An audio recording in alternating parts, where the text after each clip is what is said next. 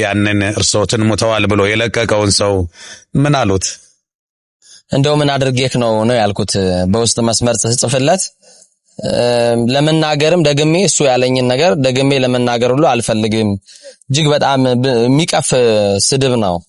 ፕሮፋይል ውስጥ ገብተን ስናይ ግን የቤተክርስቲያን አገልጋይ እንደሆነ ነው የሚያሳየውና ቢቻላችሁ የዚህን የሚለቀውን ሰው ፕሮፋይል ብታውቁ ለሌሎችም መቀጣጫ እንዲሆን በእውነቴን ነው የምለው ብናውቀው ጥሩ ነው። እንደ ቤተክርስቲያናችን ወይም በሚያገለግልበት በዚያ ሰው ላይ አያውቁትም። ያው በመናቦት ግን አንድ ሰው እርሶትን ሙተዋል ያለ ተከታይ ለማግኘትም ላይክ ሼር ለማግኘትም ሊሆን ይችላል ያንን ያለ ሰው አለ። ያንን ሰው ሲያስቡት ወይም በአካል አሁን እኔ ነኝ ቢል ወይም ይሄ ሰው ነው ተብሎ ተጣርቶ ቢደረስበት ስለዚያ ሰው ያለውት እንደው ምን ይሰማዎታል? እውነት ለመናገር እኔ ይቅር ብየዋለሁ። ይቅር እንድለው መሰብከው ወንጌል ስለሚያስገድደኝ ይቅር ብየዋለሁ። ይቅር ባልለው በጣም ብዙ ነገር መልስ አሁን በርሶ ነው እንጂ መልስ የሰጠሁት በራሴ የቲክቶክ የሚሆን የፌስቡክ ገጽ እንኳን ምንም ነገር የተናገርኩት ነገር የለም። በሰላም እግዚአብሔር ከሁላችን ጋር ይሁን። ዛሬ ወደ እናንተ ይዤላችሁ የመጣሁት ሰሞኑን በሶሻል ሚዲያ ላይ ሲተላለፍ ያየነው እጅግ ብዙዎችን ያስደነገጠ ብዙዎችንም ያሳዘነ ቤተሰብንም በጣም ያሳዘነና ልብ የሰበረ የክቡር አባታችን መላከ ኤዶም ቆሞስ አባ ሕርያቆስ ሙተዋል የሚል ዜና ሲተላለፍ ነበረ በሶሻል ሚዲያ። እጅግ ብዙዎችን አስደንግጧል። ብዙዎቹ አዝነዋል። ብዙዎቹም በድንጋጤ ልባቸው ተሰብሯል።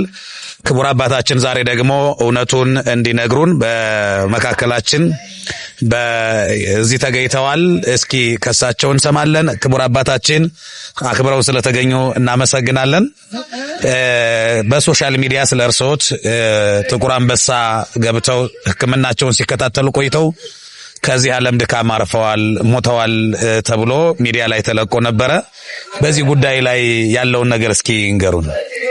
እሺ፣ በቅድሚያ እግዚአብሔር ያክብርልኝ፣ እግዚአብሔር ይስጥልኝ። ተመልካቾችም ሰላም እግዚአብሔር ይብዛላችሁ። እንግዲህ ሰሞኑን በጣም ብዙዎችን ያስደነገጠና ያሳዘነ አንድ ዜና ተሰራጭቶ ነበረ። እኔም ሰዎች ናቸው ተመልከት ብለው የላኩልኝና ባየሁት ጊዜ ብዙም አላደነኩኝም፣ ቦታም አልሰጠሁትም፣ ዝም ብያልኩኝ። ግን በጣም ብዙ ሰዎች እየደወሉ ቤተሰብ ሁሉ በዚህ የተነሳ ተደናቅጠው ስለነበረ ነገሩ የሆነው በቲክቶክ ላይ ነውና መላከ ኤዶም አባ ሕርያቆስ ሞቱ የሚል ነገር ነው። ለዚህ ምላሽ ለመስጠት አጠር አድርጌ አዎ ሞቻለሁ፣ የሞትኩት ግን በፈቃዴ ለክርስቶስ ነው። ይሄ ሰው ግን ያለ ፈቃዴ ነው እየገደለኝ የነበረው ማለት ነውና በሶሻል ሚዲያ ለፎሎወር ለማግኘት ተከታይ ለማግኘት ሲባል እንዲህ አይነት የሐሰት መረጃዎችን የሐሰት ዜናዎችን ማሰራጨት ወንጀልም ነው ኃጢያትም ጭምር ነውና ከአንድ የቤተክርስቲያን አንድ ክርስቲያን ከተባለ ሰው የማይጠበቅ ድርጊት ነው። ምክንያቱም እኛ በፈቃዳችን ለክርስቶስ ብንሞትም በዓላማ ብንለይም ቤተሰብ አለን። እጅግ የሚደነግጡ የታመመ ቤተሰብ ሊኖረን ይችላል። በድንጋጤ ሊሞቱ ይችላሉና በዚህ ዜና ምክንያት ሰው ሊሞት ይችላል በዚህ አጋጣሚና በእውነት ትኩረት ሊሰጥበት የሚገባ ጉዳይ ቢኖር ያልተደረገውን የውሸት ዜና በማሰራጨት በማህበራዊ ሚዲያ ሞተ፣ ተቀበረ፣ ታፈነ፣ ታሰረ የሚል ዜና እንደው መንግስት ራሱ ትኩረት ሰጥቶ እንደዚህ አይነት ግለሰቦችን ለህግ የሚያቀርብ መቀጣጫ ቢያደርግልን ሁሉ ጭምር እጅግ በጣም ደስተኛ ነኝ። ስፔሻሊ ደግሞ በእኛ በኦርቶዶክስ ብሷል እንዲህ አይነት የሐሰት ዜና። የጠላት እንኳን ሞት እኮ አያስደስትም። ጠላት በእርግጥ የለንም በስጋ ጠላት የምንለው ዲያብሎስ ጥንት ጠላት ዲያብሎስን ካልሆነ በስተቀርና በዚህ ልክ ምንም ሰው ያስቀየምኩት ሰው አለ ብዬ አላስብም። በዚህ ልክ ሞቴን የሚመኝም ሰው አለ ብዬ አላስብም። ነገር ግን ሞተ ብሎ ያለ ሰው በውስጥ መስመር ጭምር ይሰድበኝ ነበርና ያ ሰው ያ ግለሰብ በዚህ አጋጣሚ ወዳጆቼ ተጨነቃችሁ በስልክ የደወላችሁልኝ እንደገና በውስጥ መስመር የጻፋችሁ የደነገጣችሁ ያለቀሳችሁ ሰዎች አላችሁና ለስም አጠራሩ ክብር ምስጋና ይግባውና ገና መድኃኒታችን ኢየሱስ ክርስቶስን ገና አገለግላለሁ። ገና እግዚአብሔር እድሜ ቢሰጠን ከዚህ የበለጠ በሚችለው አቅም ለቅዱስ ቤተክርስቲያን ባለኝ አቅም ደክሜ ወጥቼ ወርጄ ገጠር ከተማ ሳልል አገለግላለሁ። ዛሬም እንግዲህ ከመጋቤ ጥበብ ጋር ከርሶ ጋር የተገናኘሁት በአገልግሎት ምስራቅ ሐረርጌ ባቢሌ ቅዱስ ማርቆስ ቤተክርስቲያን ግቢ ውስጥ ሆነን ነውና ይሄን ቪዲዮ የምትመለከቱ የተሰራጨው ነገር በስጋ ሞት አልሞትኩኝም በፈቃዴ ግን ለክርስቶስ ነው። ይሄ ደግሞ ያው እንደሚታወቀው መነኩሴ ያው የሞተ ነው። እኔ ተስካሬን ጨርሻለሁ። በግሌ ምደነግጠው ማንንም ቢያሟርት ምንም ቢል ምደነግጠው ምሰጋበት ነገር ኖሮኝ አይደለም። ግን ቤተሰብ የሚባል ነገር አለ፣ ወዳጆች አሉ የሚደነግጡና ከድርጊታችሁ ብትቆጠቡ መልካም ነው የሚል ነው። ሌላ ምለው ነገር የለም። ሀገረ ስብከት ላለ ሊቀ ጳጳስ የሚቀጣበትን የሚስተካከልበት የሚታረምበት መንገድ ቢኖር ጥሩ ነው። ይሄ ነው እንግዲህ በጣም ጥሩ አጋጣሚ ምናልባት ወይ መነሻ ምክንያትም የሆነው በወቅቱ ህመምም ሊሆን ይችላል። አሁን እዚህም አገልግሎት ላይ ያሉ ብርዱም ያየሩ መቀያየርም በየሳምንቱ በየጊዜው አገልግሎት ላይ ነው። በየሳምንቱ ክፍለ ሀገር ነው የሚሆነውና ከወቅቱ ጋር ተያይዞ አሁን እዚህም ህመም ላይ ሆነው በጣም በድካም ውስጥ ነው ያገለገሉ ያሉትና ወይ እንዲያው አንዱ አብሮ ያለ አገልጋይም ሊሆን ይችላል፣ አብሮ ያየ ሰውም ሊሆን ይችላል፣ ወይም እንደ ተገልጋይ ሆኖ እንደሚባረክ ሰው ሆኖ መጥቶም ወይ መድኃኒት ሲውጡ አይቶት ወይ ሕክምና ሲገቡ አይቶት መነሻ የሆነው ምክንያት ይኖራል። እንግዲህ ሆስፒታል የሚያበቃ እንኳን ነገር አልገጠመኝም። በእሱ እንዳለው ጥቁር አንበሳ ድረስ የሚያደርስ ህመም አልገጠመኝም። ምናልባት ጨጓራ አለብኝ። ያ ጨጓራ ከድካም ያው የታወቀ ነው። የኛ ደግሞ ቤት ከአገልግሎት ከጩኸት ጋር የተያይዞ ጨጓራ በሽታ ያለ ከዛ ውጪ ከጨጓራ ውጪ ሌላ በሽታ እንኳን የለም።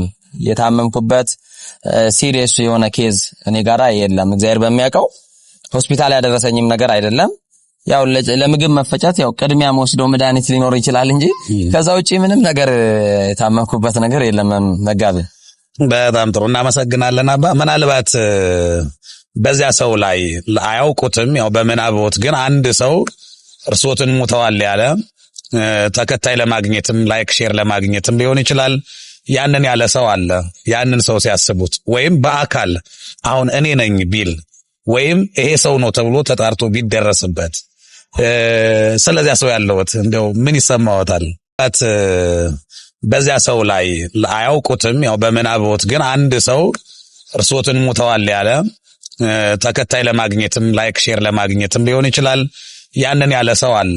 ያንን ሰው ሲያስቡት ወይም በአካል አሁን እኔ ነኝ ቢል ለዚህም አብራሪያ አልሰጠውኝም፣ ይቅር ስላልኩት ነው።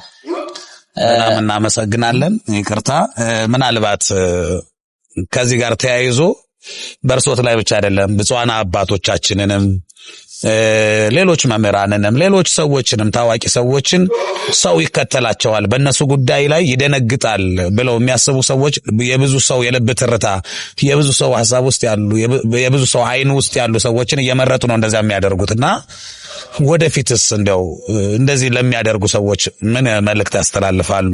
ያስተላልፉ ያሉት አሉ። ይሄን ተከትለው ደግሞ እኔ አሁን ለመፈመስ እኔ ተከታይ ለማግኘት ወይ የዘቀጠ ነገር ይሰራሉ፣ በቃ ይሰግጥ ፈመስ ብለው ይነሳሉ፣ ይሰግጣሉ፣ ወይ ሆነ ነውር ነገር ያደርጋሉ፣ ወይ እንደ እርሶት ደግሞ ያልሞተውን ይገላሉ፣ ወይ ደግሞ ሌላ ከዚህ የከፋ ነገር ደግሞ አሁንም ነውር ሌላ ደግሞ ይሰራሉና እንደዚህ እያደረጉ ላሉትም ወደፊትም ደግሞ ለመታወቅ ተከታይ ለማግኘት ሲሉ ሃይማኖቱም ህሊናውም የማይፈቅደውን ነገር ለሚያደርጉ ሰዎች ደግሞ ምን ይላሉ? እስኪ እንግዲህ ካነሱት አይቀር ጥሩ ጥያቄ ነው። እኔ በዚህ በተገለጽኩበት ፔጅ ላይ ኢትዮጵስ የሚል የቲክቶክ ገጽ ነው።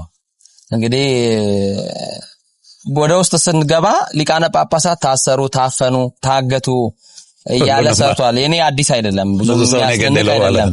ብፁዓን አበው ሊቃነ ጳጳሳት ሞቱ ሁሉ ብሎ ያላቸው የገለጻቸው አለና ይሄ ዝምታ እስከመቼ ነው? ቤተክርስቲያናችን ጠንከር ያለ መልእክት ብታስተላልፍ። ስለዚህ የሰው በቲክቶክ ሰይፍ ሁሉንም እንደ ሄሮድስ ይገደላል። አዎ ገሏቸዋል። እኔ እንደውም ቁጭ ብዬ አንድ ወዳጅ ምን አለኝ፣ በአካል ቢያገኝህ ይገል ይሆን እንዴ ብሎ ጠይቆኛልና ሳልሞት ሞተ ካለ በአካል ቢያገኝህ ሊገልህ ይችላል የሚል ነገር ነው የተናገረውና ልቡ የተመኘውን ነው የጻፈው። ከዛ ውጪ ምንም አይደለም። ግን እውነታውን እንነጋገር ከተባለ የማንንም ድንበር አልደረስኩኝም። እኔ አላገልግሎት በቻልኩት አቅሜ በቻለው መንገድ እየተፋጠንኩ ያለው አንድ ደካማ አገልጋይ ነኝ። ገና በእግሬ እየቆምኩ ያለው ገና እየተራመድኩ ያለው አገልጋይ ነኝና ፐርሰናሊም ከሰዎች ጋር አንድ ጸብ የለኝም። ሰዎች ጋር የሚያጋጨኝም ነገር የሥራ ሁኔታም የለም። እንደ ደብር ብንልም ደግሞ የደብር አገልጋይ አይደለሁም። እኔ ቋሚ የደብር እንኳን ቦታ ያለኝ አገልጋይ አይደለሁም። በተጠራውበት ብቻ እየሄድኩ ማገለግል አገልጋይ ነኝ። ከማን ጋር ልጣላ እችላለሁና ምናልባት ይሄንን ቪዲዮ ለላይክ ለሼር ወይም ደግሞ እንደተባለው ፌመስ ለመሆን ታዋቂ ለመሆን የቲክቶክ ገጹ በደንብ እንዲታይለት ብሎ ይሄንን ያደረገው ግለሰብ የሚመለከት ከሆነ ግን ንስሐ እንዲገባ ነው ምለው። ንስሐ ይገባል። ሁላችንም በፍርድ በክርስቶስ ፊት ለፊት እንቆማለን። የዛን ሰዓት መልስ ይኖራል። እንግዲህ ምክንያቱም ተአምረ ኢየሱስ ስለ ካህናት የሚናገረው ነገር አለ። ካህናቶችን ራሴ ቀጣቸዋለሁ ይላልና እኛ አገልጋዮች ነን። አባታችን እኮ እግዚአብሔር ለሁላችንም አባት ቢሆን ስንነካበት የምታውቁት ነገር ነውና የቤተክርስቲያን አገልጋይ ሆናችሁ ቢቻላችሁ በጎን ብታወሩበት፣ በጎን ብናስተላልፍበት፣ ካልሆነ ደግሞ በተሰጠን መክሊት ብናተርፍበት ብዬላለሁና ሊቃነ ጳጳሳቱም ቅዱስ ሲኖዶሱም ጠቅላይ ቤተ ክህነቱም በዚህ ጉዳይ በተለይ ሄት ስፒች ላይ እንደው መንግስት የጥላቻ ንግግርን እንደው አጥብቆ እንትን እያለ ያለበት ሰዓት ነው። በፌስቡክ ገጽ ላይ የጥላቻ ንግግር የሚያስተላልፉ ሀገር ሳትበጠበጥ ተበጠበጠች የሚሉ ሀገር ተቃጠለ፣ ጦርነት ተነሳ፣ ውድመት ሆነ፣ እንደዚህ ሆነ እያሉ ሐሰተኛ ነገር እንትን እያሉ ሀገር ወደ ትርምስ ውስጥ እንድትገባ ጭምር የሚያደርጉ ሰዎች አሉና መንግስትም ቤተክርስቲያንም ይሄንን ነገር ሊያወግዙ እኛም ልናወግዝ ይገባናልና የጥላቻ ንግግር ምክንያት የሌለሽ ጥላቻ ነው። ያው ምክንያታውያን አይደሉምና ይሄንን ያደረከ ወንድማችን ንስሐ እንድትገባ ወደ እግዚአብሔር እንድትመለስ እኔ በበኩሌ በግሌ ቅርብ ያለው ሌሎች ሊቃነ ጳጳሳትን ስላሳዘነ ሌሎች የቤተክርስቲያን የሚፋጠኑ አገልጋዮችን በተለይ የቤተክርስቲያን አይናማ ሊቃውንትን ነው የወጋው። በእውነት በጣም እኔም በስም መጥቀስ አልፈልግም በውስጡ ስላለ ማለት ነው። በጣም ብዙ ሊቃነ ጳጳሳትን የቤተክርስቲያን የጉባኤ መምህራንን ጭምር ታሰሩ፣ ታገቱ እያለ የሚለቅ ነውና ምናልባት እኛ ላናቅህ ዛሬ ላንደርስበት እንችላለን፣ ግን የሰማይ አባት እግዚአብሔር ግን አይተዋልና ንስሐ ግባ ነው የምለው። በጣም እናመሰግናለን። እንግዲህ ይህን ፕሮግራም እየተከታተላችሁ ያላችሁ የድጓ ሚዲያ ቤተሰቦች ክቡር አባታችን አሁን ያሉበትም ሁኔታ ሰላም ናቸው፣ ጤና ናቸው። አገልግሎታቸው እግዚአብሔር በረዳቸው መጠን እየተፋጠኑ ኦርቶዶክሳዊት ቤተክርስቲያንን በትጋት እያገለገሉ ያሉ የዘመናችን ሐዋርያ ናቸው። ጸሎታችሁ ሁላችንንም ያግዘን። በያላችሁበት ሰላም እግዚአብሔር ይብዛላችሁ። ምናልባት ደጉን በጎውን እጃችን ላይ ባለው ሚዲያ መልካም ዜና እንድናሰራጭ ክቡር አባታችን እጅግ አጥብቀው መልእክት አስተላልፈዋል። ሁላችንም ቢሆን እጃችን ላይ ያለውን ቃለ እግዚአብሔር የሚተላለፍበት ሰዎችን ለንስሐ የሚያበቃ ሰዎችን ለጽድቅ የሚያበቃ ሰዎችን ወደ እግዚአብሔር የሚያቀርብ በጎ ነገር እናስተላልፈበት የዕለቱ መልእክታችን ነው። እንዲህ ያልሞተውን ሞተ ያልሆነውን ሆነ እያልን የሐሰት ዜና እያወራን እየተናገርን የዲያብሎስ የግብር ልጆች ከመሆን የእግዚአብሔርን ዜና ነገረ ክርስቶስን ነገረ ቤተ ክርስቲያንን ዜና አበውን መንፈሳዊውን ዜና በጎውን ዜና መንፈስ ቅዱስ የሚወደውን ዜና በየሚዲያችን ብናስተላልፍ መልካም ነው። ሰላም እግዚአብሔር ከሁላችን ጋር ይሁን። እግዚአብሔር ያክብር።